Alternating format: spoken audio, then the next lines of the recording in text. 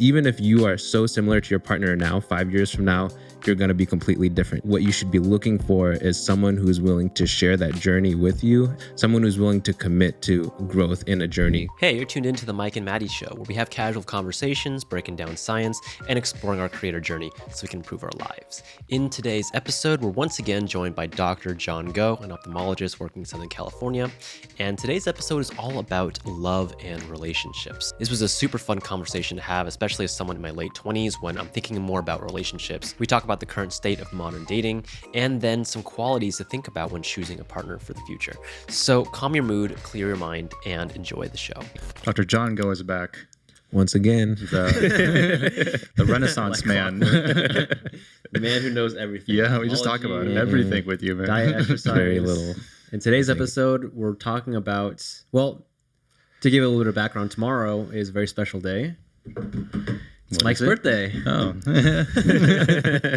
Tomorrow's Valentine's Day. Mike is a Valentine's Day baby, so we figured that for this week's episode, we talk about relationships, finding love, what it means to, I don't know. Valentine's Day is always like a pretty funny topic. What? It's only in the U.S. or is it everywhere else? I don't even know. I don't know. Actually, that's a good question. There's like a white Valentine, right? Like in Korea or something, where the guy's like the Valentine or something. I have no idea. What does that mean? I don't know. What does that mean? Because It's like the opposite of Valentine's Day. oh, so the girl asked the guy. Yeah, I think so. It's like Sadie Hawkins in the U.S. Oh, you mean like I don't know. like I to profess your love, don't know. something like that. Because the Koreans have to be stoic or something. Yeah, Valentine's Day is like what, Saint Valentine's, so it sounds like it's a Western thing, but I don't know. I don't even know if there's lore for like the history of Valentine's Day. It's all commercialism. Well, because like for other holidays there is lore. Like Easter is Like Santa Claus? Santa Claus, That's like, based on religion. Yeah. even like St. Patrick's Day, like the leprechauns. And, Oh yeah. There's know if Cupid, that's- right? Is Cupid someone? Oh yeah, Cupid is Valentine's. I think people in our age range just naturally start to think about relationships a lot more and more, especially as you're looking to get married or start families and stuff like that. Mike is recently married. He's the only one of the three of us who's actually married right now.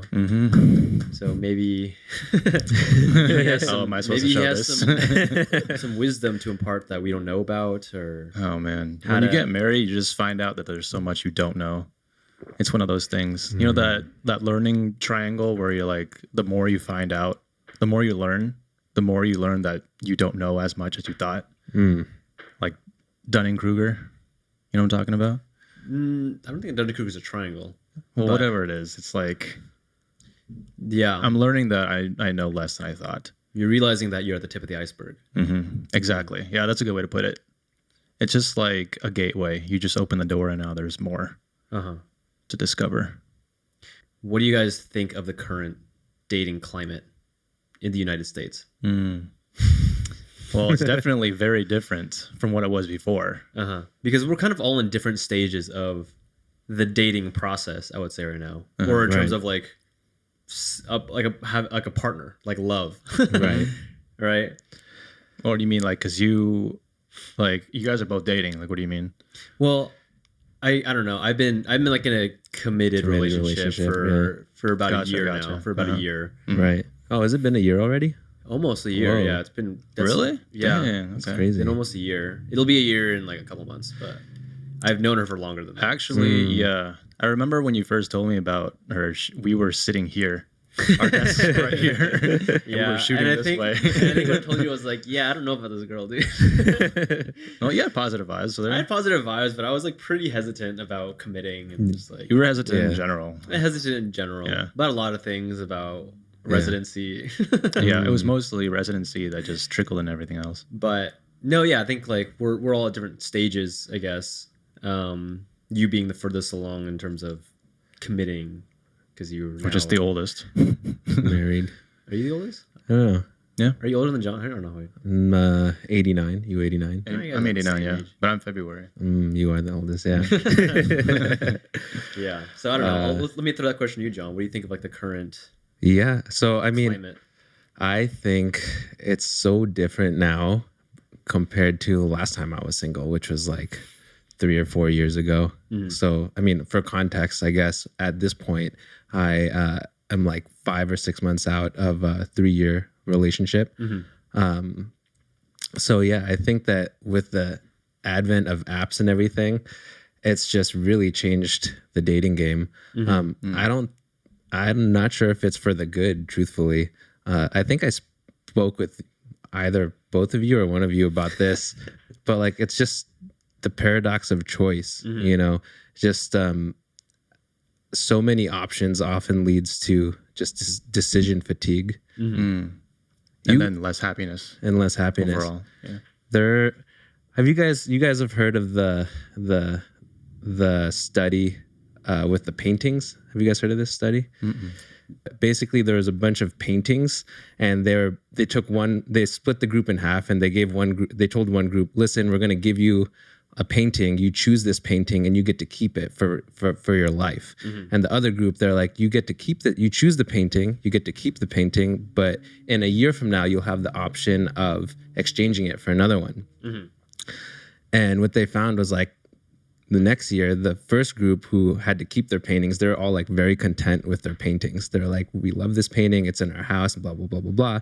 And the second group, like almost unanimously, they all wanted to exchange their paintings because they had that option, that choice, and that what if, Right. And I kind of see a lot of that in dating now, you know?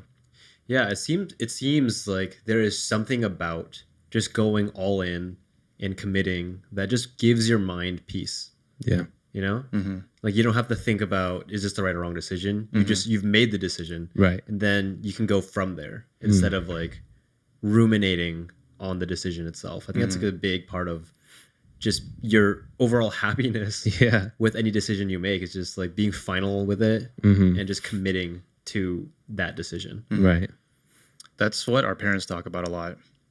I think I guess if you rewind like all of the human race back to like hundreds of years, like relationships was more about the commitment, I think.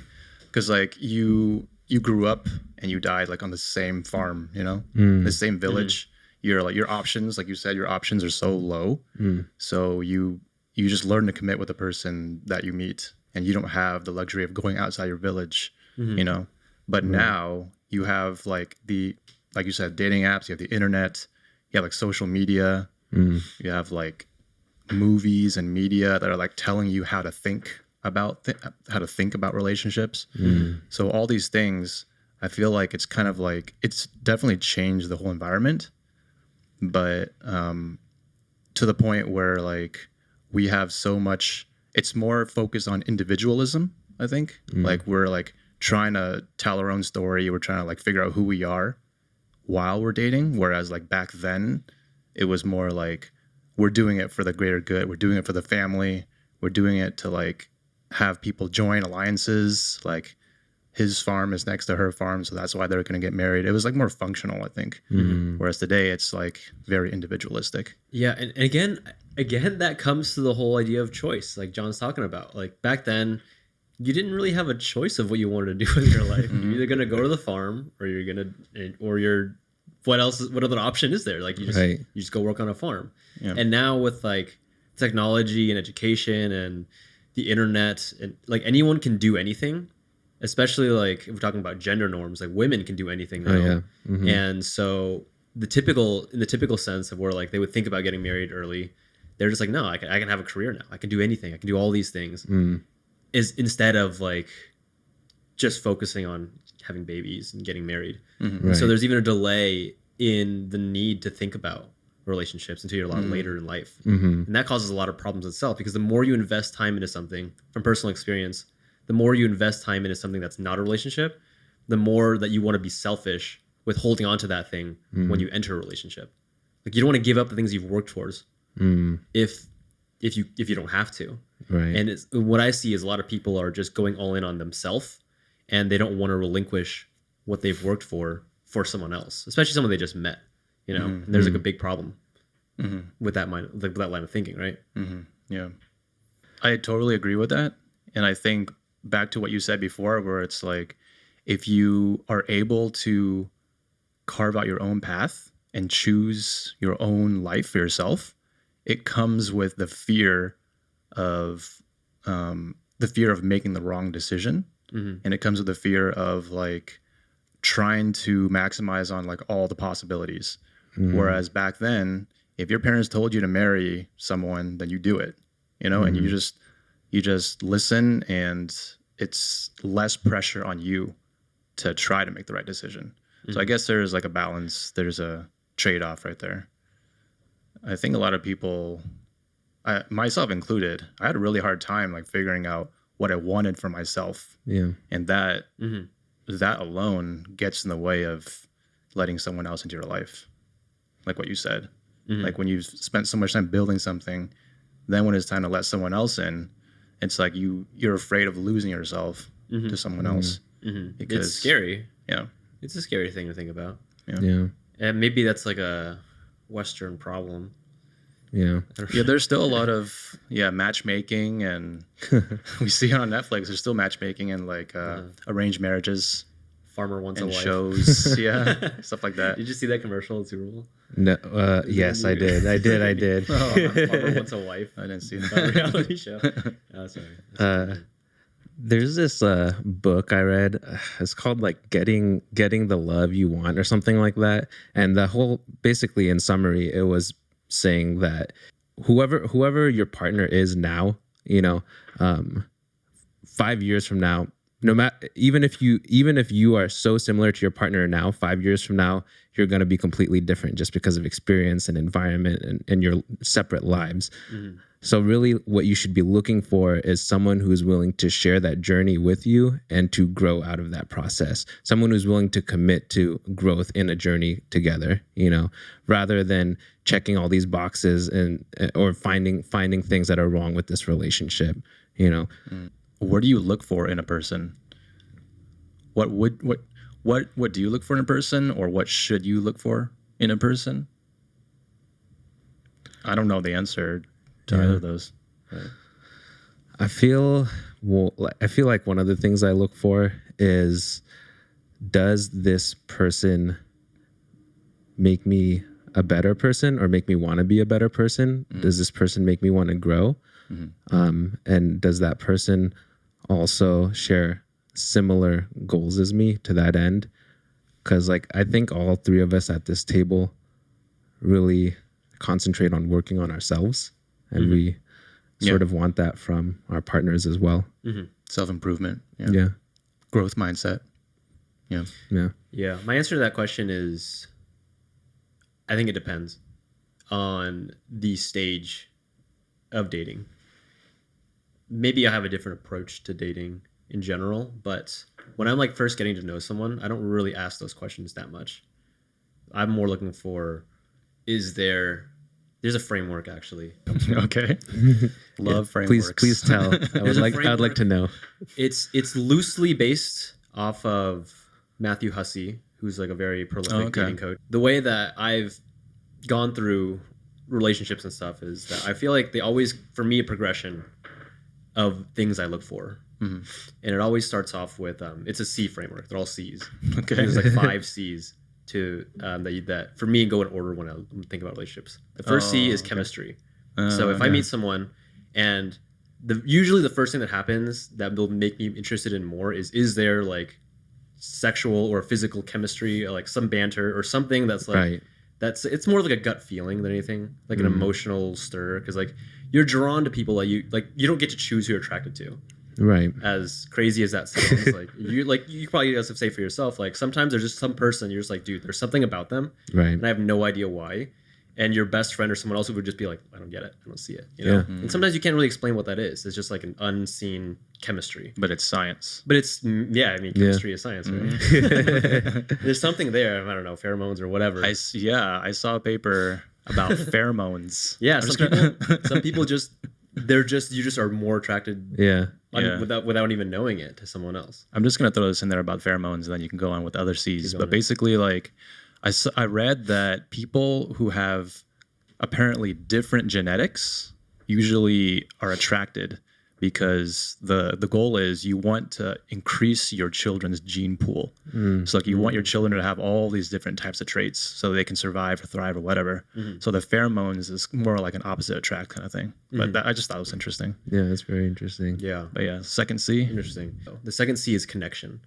So after you have that physical, well, the chemistry, do you have a connection in terms of your values? Do you have a connection in terms of your interests, what you want for yourself in the future? Like if one person wants to have kids and the person doesn't want to have kids, that's already a connection that's not there. If it's a cultural connection, if it's a, I don't know, hobby connection, anything like that, if there's no common ground, then it's probably not going to go anywhere because you guys just don't have the same interests in things that you want to do. Right. So those are probably the first two most important things, the two C's, that will get you past like date 3, day 4. Because the next one that comes after that is probably when you start to spend a lot more time together. And that's compatibility. Companionship. Oh, compatibility. Compatibility. Is your lifestyle compatible with the other person? Do you if one person is a night owl and they like to be up at 3 a.m. and text and scroll TikTok, the other person needs to be in bed by 8 o'clock. Yeah. Is that lifestyle going to be compatible? If one person loves to go to the gym, the other person doesn't. One person likes to watch TV, the other person likes to cook. If those don't line up, you're just going to bicker all day long. You're not going to be able to like, actually function together as a couple, or you're just going to get on each other's nerves, and it's just not going to work out.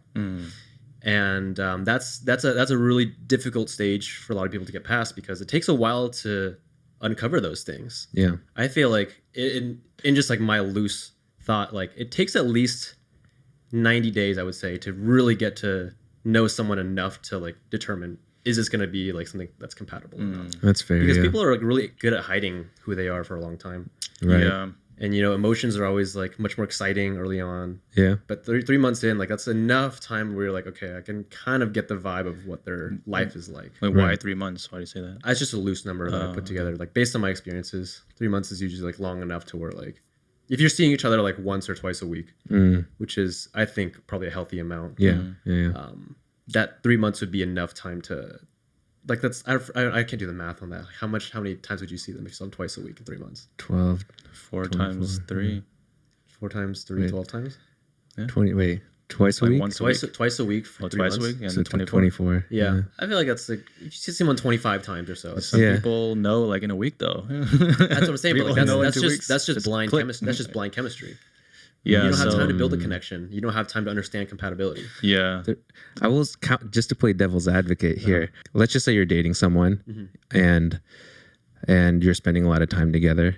And just the fact that you have this chemistry and you're spending more time, you're going to create a connection out of that just from all of the shared experiences and good memories that you're forming with that person.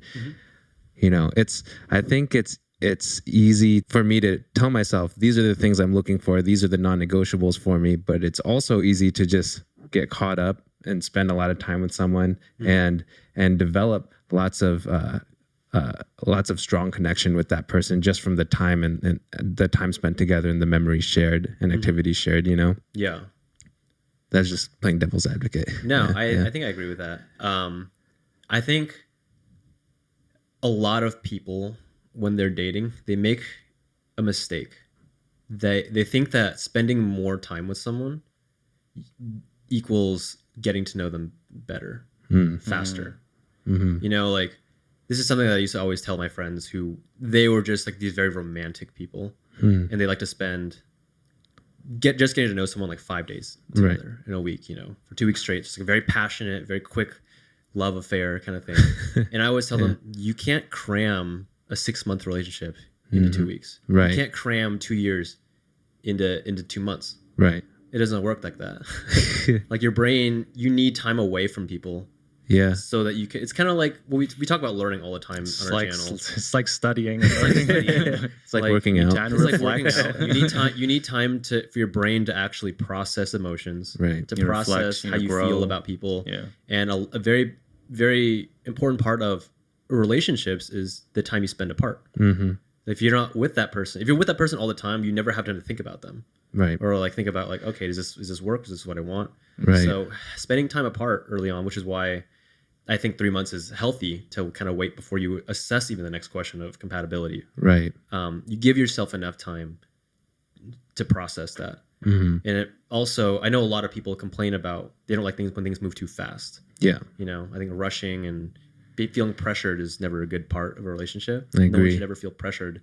So if you kind of take it slow and give it 3 months at least, Yeah.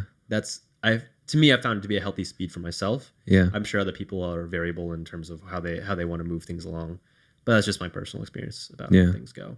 And the final C in the framework is, are you both willing to commit?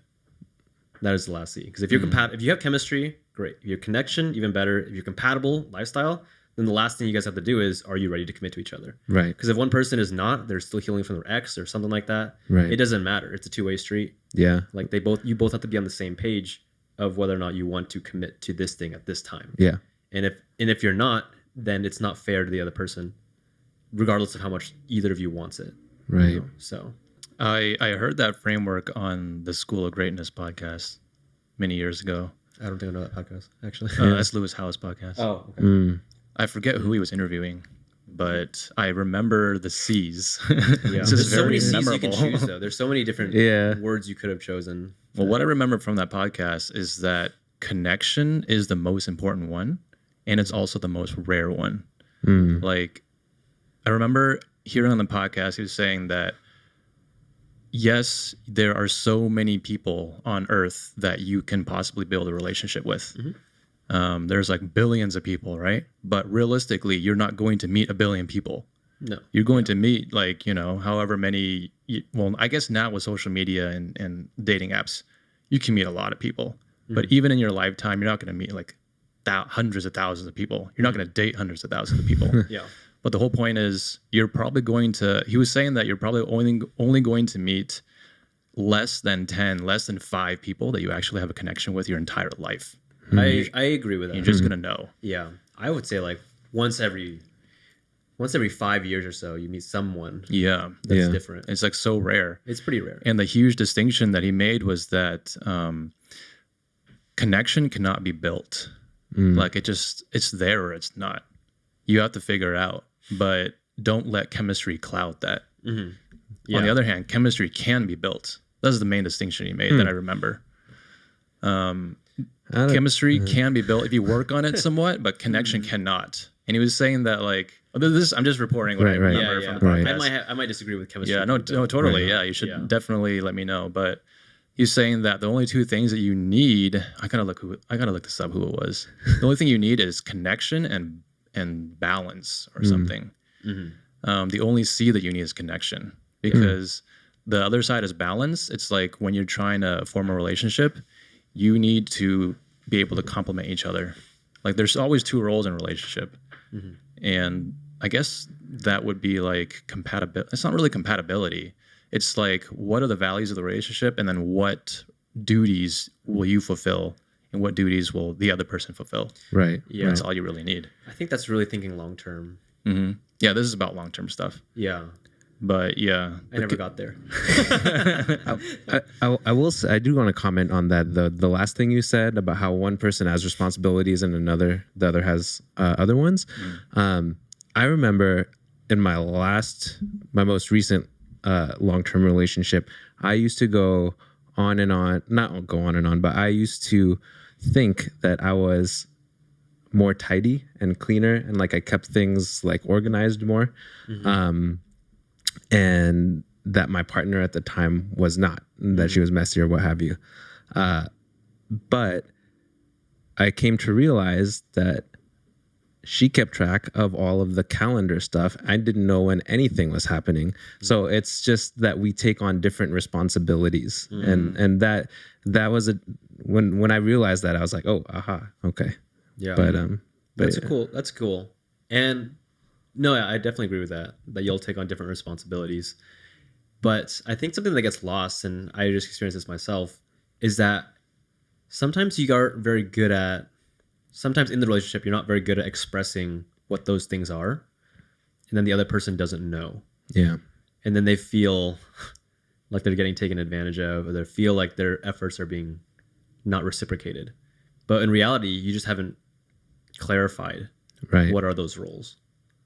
Is that the fifth C? Are there clarification? Communication. Communication. Proper communication. That's a whole Yeah. 5 podcasts on Exactly. communication aspect of things. There's like love languages too. Oh man.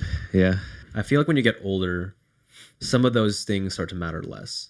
Like if you're in your later 30s or 40s and you're still like looking for a companion, the chemistry aspect of it might not be as important, because at that point, your values of I just want a partnership and someone to do life with is probably more important. You know, I think there's like an old traditional idea, which I don't really believe in as much, but I know it's out there, is that marriage and partnership is not really about love.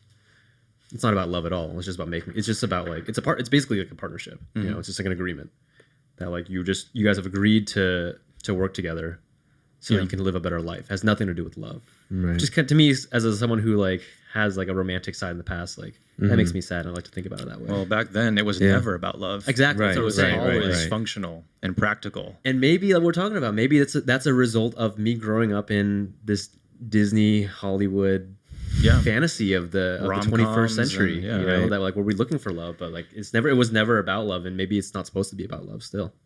Yeah, I mean, the notion that it's about love goes hand in hand with like you being an individualistic person and you being a dreamer and you wanting all these like ideals for your own life. I think, but love is like love is so fickle. You know, like you can't. Back then, people were like, you can't rest a relationship just on love alone. It just comes and goes. Yeah. All these movies would tell you differently, though. All these movies, like All you need is love. Even the Beatles. The Beatles. Yeah. I mean, like all these Disney movies where you have the princess or the prince getting the princess in every movie, like just effortlessly. It doesn't make any sense. Plus, like they don't even know each other. They just Could be like a culture. I think part of it is also like a cultural generational thing too, right? Oh, definitely. Like our parents are all like they immigrated here to the United States, and they kind of just had to keep things together for us to provide a future for us. Right. And I'm not sure if that's specific to like Asian culture. I'm sure it's not. I'm sure it's Hispanic culture as well. And you know, but just another thought. Yeah, I remember having a conversation with mom, and she said that you should not live with a person before you marry them. You should not. You should not. That's a big thing. And I was like, whoa, really? That's so hard because like It's almost unheard of. Yeah. For I know. our generation now. Yeah. That's crazy. And then and I asked her like why, and she said, if you cannot figure out how to do like menial house chores together and how to be compatible together, then that's what love is all about. Like that's what relationships is all about. You figuring it out. And those are such little things. Like once you get married, you already said, I commit to this person. You should be able to solve all these little problems. things. Yeah. I mean, I get what she's saying, but like nowadays, Yeah, I get what she's saying, but that just seems like a terrible approach for your mental health. because as we all know, like it's not the big things that cause turmoil. It's all the accumulation of all those menial little things and those little triggers that builds up to resentment towards another person. Yeah, but those menial things, they probably just reflect a bigger thing that you should be able to figure out without having to live with them, is the argument. No, I know. I know Yeah. her argument. I just don't agree with it. Yeah, I think it's a very difficult way to approach it. Yeah. But I mean, her generation, I mean, or as refugees, I guess, like you make the best of what you do or what you have. You talked about in the video that we're releasing tomorrow, Valentine's Day, Okay. how Logan Yuri, she's the How to Not author Die of Alone. How to Not Die Alone. She works for the dating app company Hinge, very popular app nowadays. But she has this model where it's kind of like a personality test almost, right? You want to explain one word about what it is? Yeah. So she basically, I think she came up with it, like 3 personality types. It's probably observational because she collected all this data from all the clients that she works with. She's kind of like a behavioral scientist. She went to Harvard. And so she has all this data, and so she like came up with these three categories. And the thought is that everybody has traits from at least all three categories, but like you probably dominate in one of the three. So she calls them maximizer, romanticizer, and hesitator. And then it was really interesting because the root of all of these were based in like psychology, like human behavior. So I thought it was really interesting. And being the nerds that we are, I just really click with when I hear like science and how science explains how we behave in a relationship. So like the maximizer, which I identify with the most, is someone who is like trying to, as the name implies, maximize on their options. They're trying to find like the best partner possible. You can imagine in like our world that is very challenging because like there's so many options. And the thing about the maximizer is like once they find someone, even if that person is like objectively the best option for them, they're still in the back of their mind thinking, is there someone else better out there? And that's where like the thought loops and the anxiety come in, because you have the best thing in front of you, but you're still out there looking. And the problem is there's so much choice, like paradox of choice, right? There's just so many options. And so this person is afraid that, you know, buyer's remorse, did I make the right option? Could I do better out there? And it's always what they're thinking about. And this is what I think about a lot. She gives a lot of like very cool practical ways to overcome these things. But until I read that, I was like, this is totally me. Like I spent so much time. The example she used in the book was like, think about last time you were on an airplane and you're trying to figure out what movie to watch, right? And there's like thousands of movies. Do you just pick the first movie and you just go with it? Or do you like scroll through the entire catalog and look at every single movie to see what the options are? Like I usually scroll through the entire thing and I try to find the best one. And then meanwhile, like Deanna's already watching and she's already like 20, 30 minutes into her movie and I'm still looking around. So that's the maximizer tendency. And then the second one she described was called the romanticizer. Basically, this person is like a romantic. They're like very idealistic. And this person came about because there's so many social media, like everyone is posting the best highlight reels of their life. So this person's like, oh, I have a vision that romance and love needs to be like that. And they grew up with all the Disney princes and princesses. They grew up with all the rom-coms. So they have this like prefabricated idea of how love should be. And so they are just waiting for love to happen to them, is what she described it as. It's like they're just waiting for whoever, knight in shining armor, to come and sweep them out their feet or whatever. And so they don't take action. And so they don't understand that the way she said it in the book was like they're waiting for love to happen to them and they don't actually go out there and create it themselves. And so this mindset holds them back from ever starting to build. And then the third type of, the third category she called a hesitator. And basically this hesitator, this person doesn't date much because they don't ever feel ready to date, because they're always thinking, oh, I need to work on myself first. I need to like lose weight before I put myself out in the market, or I need to get a job first. I need to figure out what to do with my life first, and then I'll start dating. And this person also comes about because deep down the psychology is they're also fear. Their fear of not being good enough. So like the example she uses a lot for this would be like someone who's A, always trying to like work on themselves, or B, is someone who keeps breaking up and getting back together with the same ex over and over and not willing to let go because they're afraid that what if I don't find someone better out there? What if I'm not good enough? I'm not as attractive as I used to be. I'm not young as I used to be, so I can't find someone else as good. So they hesitate and they just stay in this toxic relationship. So those are the three types. And basically she has like a quiz that you can take online, but she's like, if you just ask your siblings or ask your best friends, and if you just ask your siblings or ask your best friends, they will immediately know what type you are if they know you long enough. And so Hey, John. What are you? I know what you are, man. Yeah. I mean, I think I'm a maximizer, like you astutely pointed out, but I was just thinking right now, like, as you were describing these different categories, I think that when I'm in a relationship, I might be a hesitator. You know, We have a little bit of all of them, I think. yeah.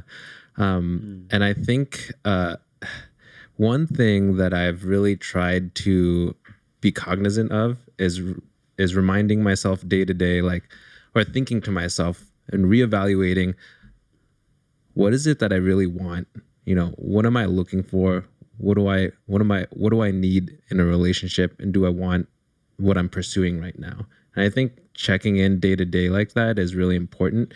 I personally don't get to sit down and do it every day, but I just feel as though a lot of times in my previous relationships, I kind of get caught up, and then I find myself in a relationship that probably should have ended, you know, earlier than when it had. And a lot of that is because of the hesitant nature of myself in a relationship.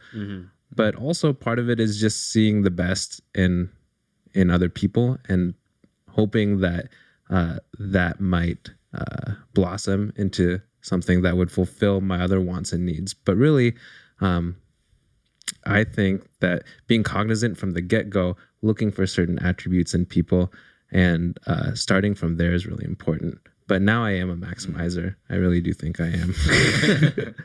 Yeah, I think what you said is pretty insightful and interesting, John, that when you're in a relationship, you notice that you have a hesitancy trait that comes out. Yeah. And I think that it's good to think about these different categories like maximizer, romanticizer, and hesitator. But we should also keep in mind that those can change at any time, depending on the situation and depending on the person. Because I can also think back in my life, I have probably been one of those three for three different people.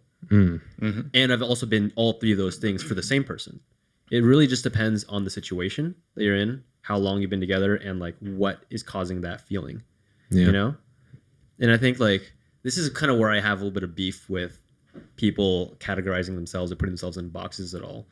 Or when you probably have friends in the past or people you know who are like, oh, like I have such a toxic relationship with this person, or like we've had this toxic relationship, and they talk about like red flags and you know, toxic characteristics of like behaviors and stuff. Yeah. But I think and then you see all these people like telling like, oh, it's a red flag when this happens, or when this happens, or when this happens.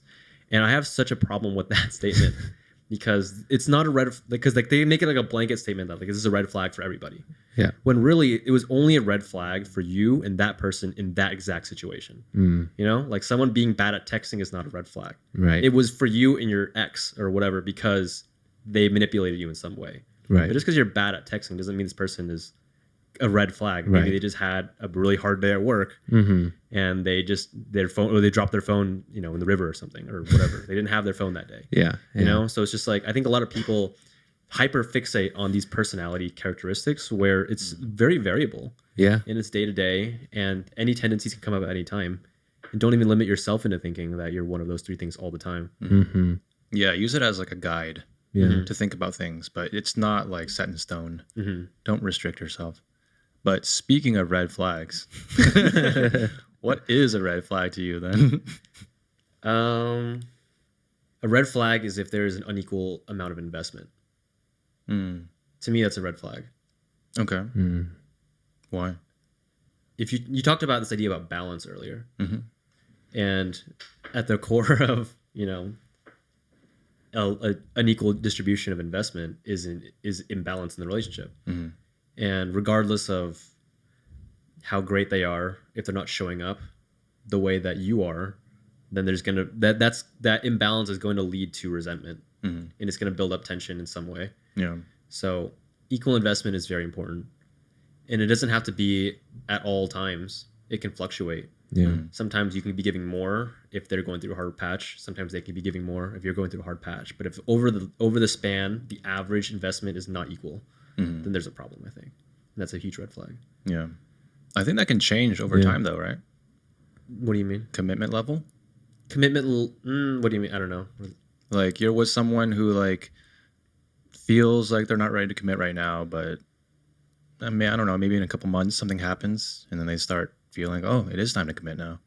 You know, people change. I agree with that. But if someone is wholeheartedly committing and the other person is not, the longer that goes on for, the person who is committing more will burn out, will build up resentment. And when that person is ready, if the person ever gets ready, because you never know if they will or not, then what does that distribution have to, how does that have to shift then to balance it out moving forward? You know? Yeah. It's balance in the moment at all times. I get what you mean. Yeah. I think at all times in a relationship, it's never going to be exactly 50-50, right?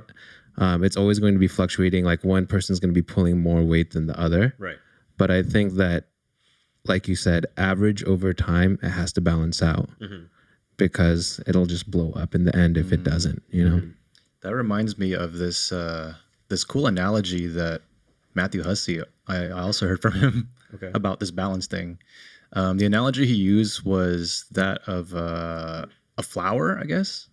He said that in a relationship, there always needs to be a flower and there always needs to be like a gardener or something of that nature. It's a flower and someone to water the flower.